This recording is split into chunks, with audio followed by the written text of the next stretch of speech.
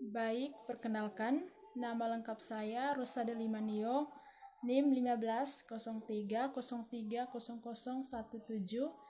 kelas A, jurusan Sosiologi, semester 11, Fakultas Ilmu Sosial dan Ilmu Politik. Pada kesempatan ini, saya akan menjelaskan materi analisis saya terkait dengan munculnya COVID-19 dari berbagai sudut pandang terkait kapitalisme dan monetisasi menggunakan model Rosipi.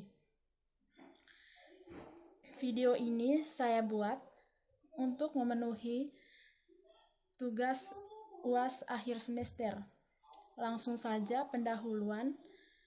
Coronavirus atau biasa kita kenal dengan nama COVID-19 menjadi bencana terbesar di dunia karena virus ini menyerang sistem pernapasan manusia, di antaranya bayi, anak-anak, dan lansia.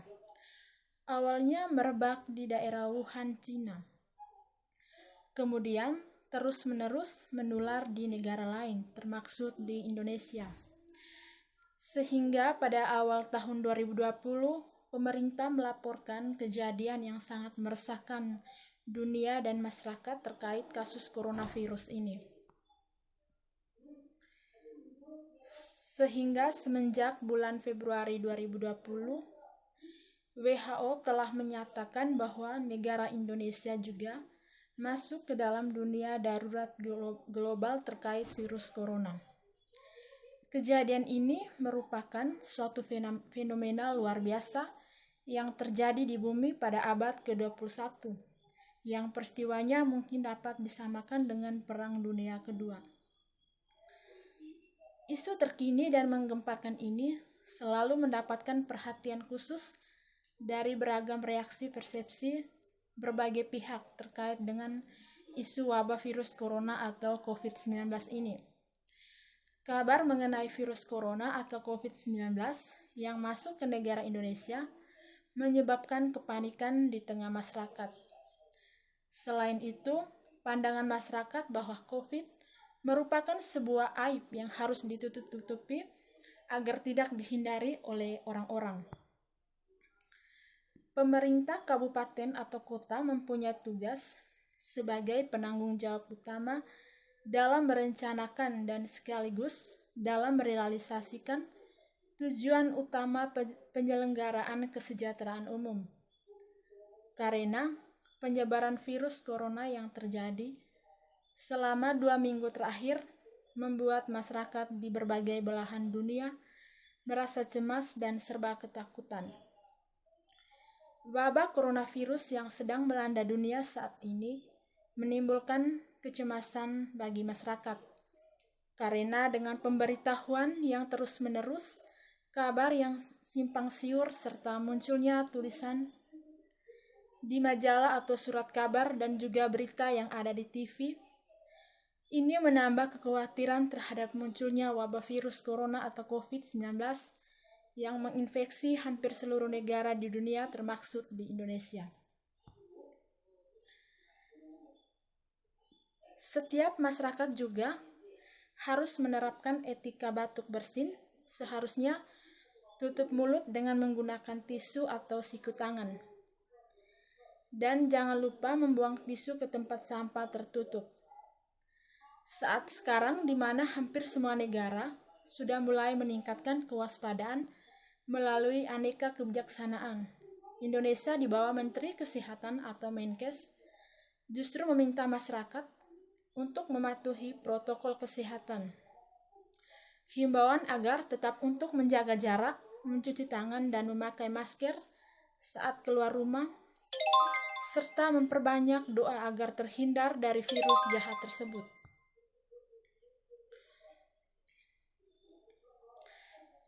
Pandemi virus corona atau COVID-19 menjadi momok sangat menakutkan bagi dunia saat ini. Ratusan ribu nyawa telah hilang karenanya. Kegiatan ekonomi juga ikut hancur karena pembatasan wilayah juga terjadi di mana-mana. Terlebih di negara-negara dan daerah-daerah yang berperekonomian sangat terasa dampaknya. Perusahaan juga banyak yang tidak bisa bekerja karena pembatasan kegiatan yang tidak memungkinkan pekerjaannya untuk keluar rumah dan menghabiskan upah. Oleh karena itu, muncul anggapan bahwa pandemik virus corona ini merupakan tanda akhir ekonomi kapitalis. Pandemi terus menyerang ibu kota dan merenggut nyawa.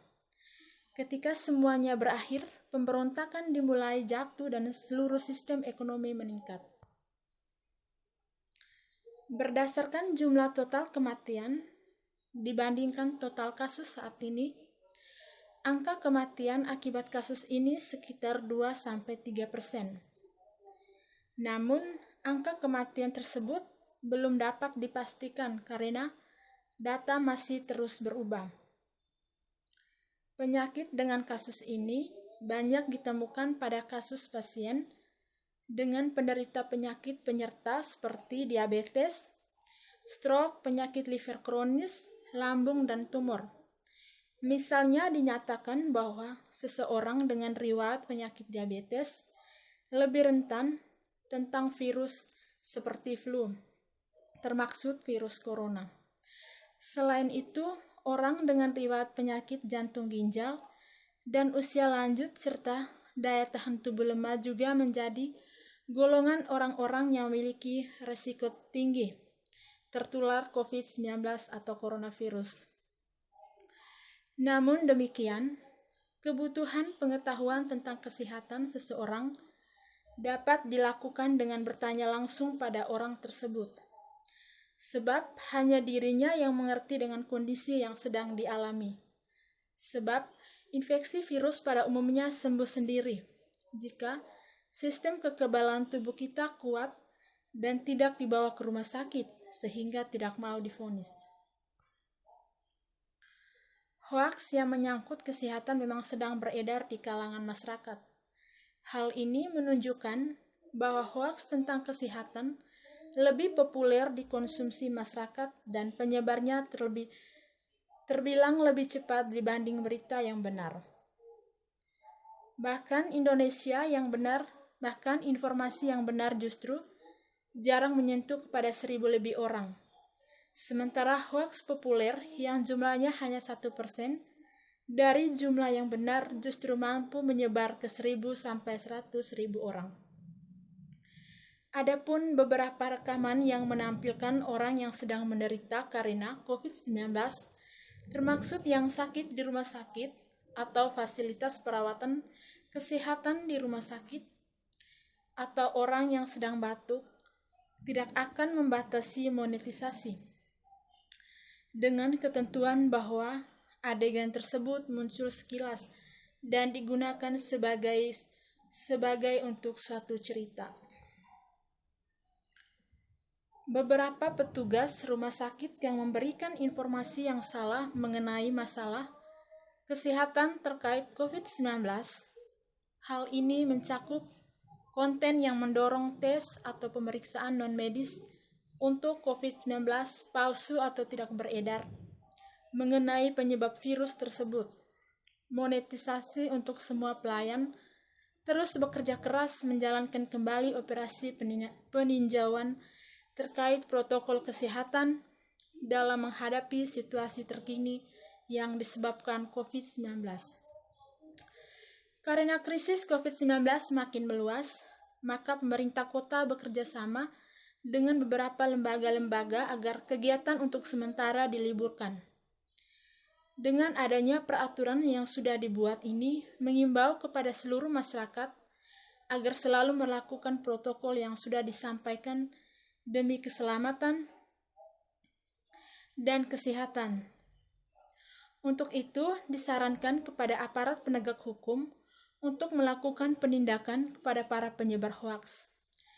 Meski hanya beralasan iseng atau maksud baik, dampak yang ditimbulkan akibat informasi seperti ini sangat luar biasa. Seharusnya memang aparat penegak hukum yang tegas menindak. Jangan sampai hoaks memperparah kondisi saat ini. Kementerian Kominfo akan selalu melakukan konfirmasi kebenaran isu yang tengah menjadi perhatian masyarakat di media sosial. Tujuannya adalah untuk melindungi segenap bangsa dan masyarakat dari dampak negatif informasi yang tidak benar terkait dengan COVID-19 dan menyebabkan kekhawatiran berlebih. Meski hoaks di Indonesia belum termaksud kategori kuat, tetapi jika dibiarkan terus-menerus begitu saja dan tidak ada respon dari pihak kepemerintahan, maka akan mengakibatkan keresahan yang berdampak kepanikan pada masyarakat. Berkaitan dengan konteks hoaks yang menimbulkan keresahan pada publik itu, maka pihaknya juga akan ditindaklanjut penegak hukum, yakni kepolisian. Sejak jumlah korban COVID-19 terus meningkat di Indonesia, beberapa barang menjadi langka di pasaran. Bukan juga hanya langka, namun barang-barang tersebut dijual berkali-kali lipat dari harga barang semula sebelum adanya kasus corona di Indonesia. Beberapa barang yang menjadi langka seperti masker dan hand sanitizer, barang-barang tersebut dijual dengan harga yang jauh lebih mahal dibandingkan dengan harga semula.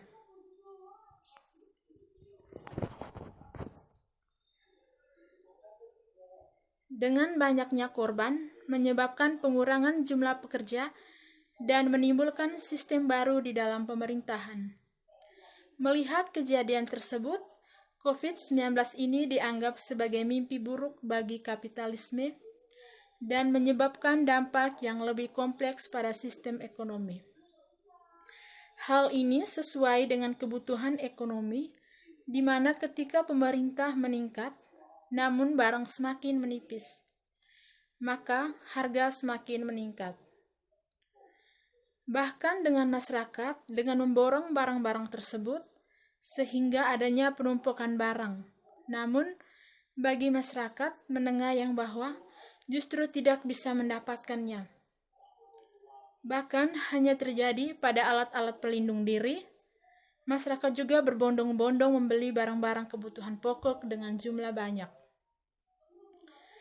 Media sosial juga menjadi populer digunakan untuk mencari informasi medis dan menarik masyarakat umum untuk mengumpulkan informasi mengenai pandemi virus corona dari berbagai sudut pandang.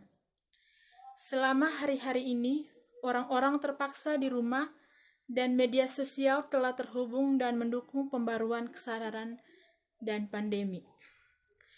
Penelitian ini bertujuan untuk menyoroti situasi masyarakat Indonesia saat ini yang posisi wabahnya cukup tinggi. Fokus wabah corona saat ini dan penyebaran informasinya yang cepat di dunia telah membuat masyarakat belajar dan sadar akan pentingnya mengakses dan menjaga pembaruan serta mengikuti pedoman subjektif. Selama hari-hari pandemi di mana orang-orang dibatasi pada rumah mereka dan keluarga terikat untuk mengikuti jarak sosial dan tindakan pencegahan. Permasalahan umum dalam program bantuan sosial yang berjalan selama ini adalah ketidaktepatan sasaran penerima manfaat.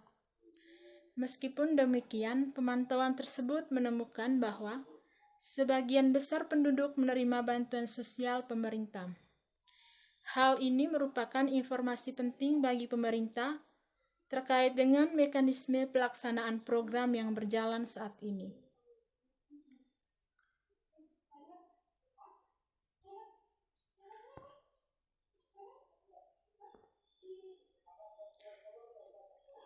Kesimpulan dan harapan dari inovasi ini agar bisa membantu pemerintah dalam memperkuat informasi, komunikasi, dan edukasi dalam penanganan pandemi COVID-19, sehingga informasi terkait bahaya COVID, protokoler kesehatan, kebijakan atau program pemerintah dan isu permasalahan dapat tersampaikan dengan baik, dengan informasi yang benar dan disampaikan dengan cara yang menarik, sesuai kebutuhan masyarakat akan menjadikan informasi yang disampaikan mudah dipahami oleh masyarakat.